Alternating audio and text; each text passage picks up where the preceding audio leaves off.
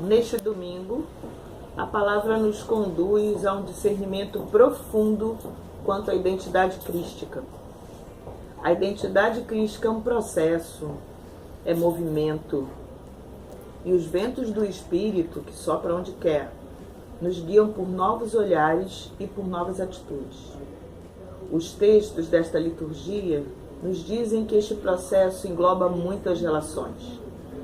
Nossa relação com Deus, com as imagens de Deus herdadas culturalmente, com as relações sociais, com as convenções e pertenças comunitárias e também conosco mesmos, e nossa participação no projeto dinâmico do Deus Amor.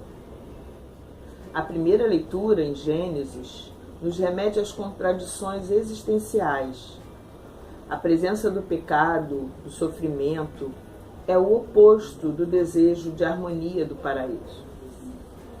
O texto nos fala que é necessário encontrar a raiz do mal, a fim de que possamos transformar a realidade na direção do projeto de Deus para a sua criação. Afirma que Deus é maior. Sua graça, sua presença, sua companhia é maior que todo mal. E isso faz com que a esperança e as forças para a vida digna para todos sejam renovadas. Ao desejar transgredir a condição humana e ser como deuses, o ser humano se afasta desse projeto de amor. E esta é a origem do pecado. É a origem do caminho de arrogância, negação da novidade da criação, fechamento para o sopro do Espírito, para a vida de serviço e comunhão com toda a humanidade humana, com toda a comunidade humana e ambiental. Mas onde está Deus? Ele está conosco, não abandona, ao contrário, nos orienta e conduz à conversão de uma vida autocentrada para o projeto amoroso que a todos inclui. Na carta de Paulo aos Coríntios, a mesma pergunta está presente.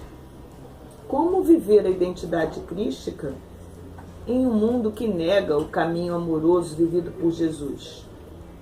Como seguir em meio a tantas contradições? Paulo situa a comunidade em dados de realidade. Sim, haverá tribulações e perseguição. Não há razão para nos surpreendermos, pois é parte do caminho de conversão de toda a humanidade e de toda a criação. A presença do Espírito Santo de Deus em nós é a estrutura para que o homem interior vá se renovando a cada dia e nos mantendo firmes e confiantes. Confiando nesse amor presente, também damos testemunho dele, principalmente nas circunstâncias adversas. Centremos agora nosso olhar no Evangelho, nas palavras da comunidade de Marcos, e conduzido por elas, vamos encontrando os alinhavos para o tecido revelado nesse caminho litúrgico. No Evangelho de Marcos, Jesus está sempre em movimento. Ele caminha por estradas, vilas, aldeias, cidades, anunciando o reino de Deus e fazendo discípulos. A identidade de Jesus é tornada concreta na missão e no chamado ao seguimento. Jesus voltou para casa com seus discípulos. Sim, ele volta para casa. Mas não volta da mesma forma que ele saiu. Ele volta com uma comunidade de seguidores, com uma nova família, com uma identidade já configurada na comunidade e na missão. Ele se autocompreende como Messias, mas não é bem assim que a sua casa o recebe. Diante da multidão que o segue, em busca de esperança para suas angústias e sofrimentos, seus familiares se assustam, não compreendem o que está acontecendo. O chamam e chamam a forma de Jesus agir de loucura. Jesus está diante de sua casa, de suas origens, de si mesmo. Ele está diante da própria subjetividade, construída naquele berço de tradição e agora revisitada. Cada confronto, cada conflito, o traz para a centralidade da vocação crística e fortalece a caminhada. Os mestres da lei que tinham vindo de Jerusalém diziam que ele estava possuído por Belzebu, Também as autoridades religiosas não compreendiam as atitudes de Jesus. Ele está colocando em questão a ordem religiosa estabelecida e consagrada pela tradição judaica. Sua prática simboliza uma ruptura naquela compreensão já estabelecida.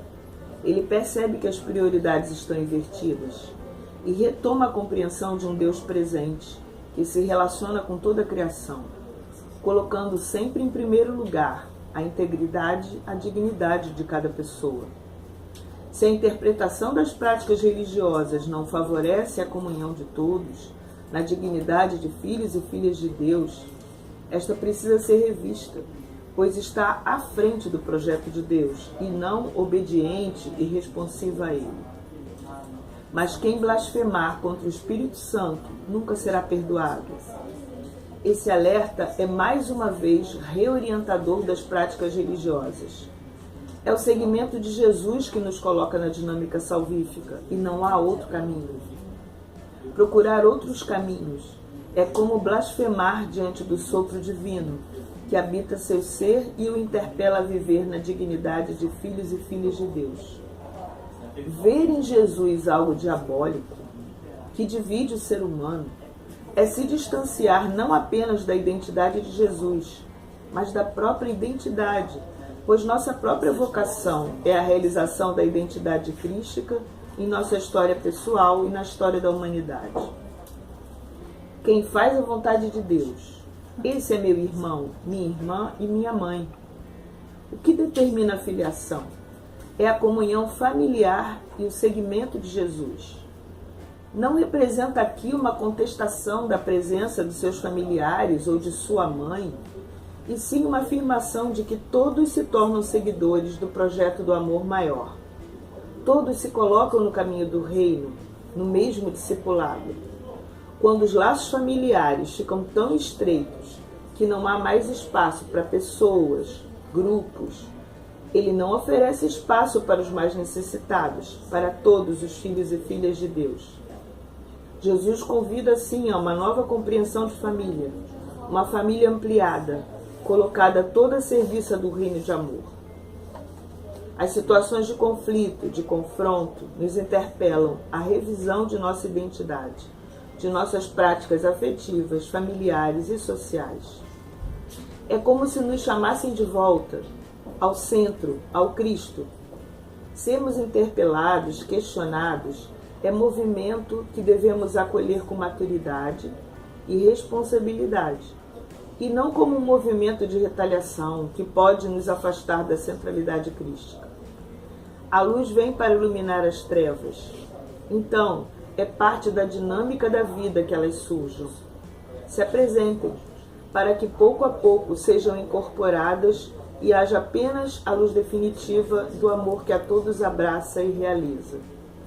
Concluímos com as palavras do salmista: no Senhor ponho minha esperança, espero em sua palavra, no Senhor toda graça e redenção.